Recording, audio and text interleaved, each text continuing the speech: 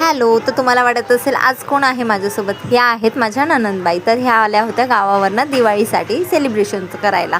भाऊबीज वगैरे आली तर मग आल्या मस्तपैकी त्या पण.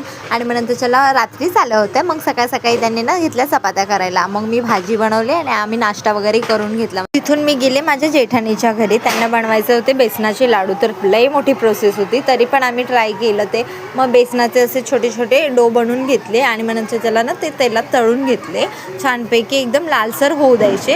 मग नंतर त्याला ना ते गरम गरम असे ना चुरा म्हणजे तोडून घ्यायचे एकदम. आणि मग नंतर त्याला असे तुकडे वगैरे करून घ्यायचे आणि मग मिक्सरमधनं काढून घ्यायचं छानपैकी. एकीकडे आम्ही ना साखरेची ना चाचणी बनवली होती. मग त्याच्यात ते मिक्स करून लाडू बांधून घेतले.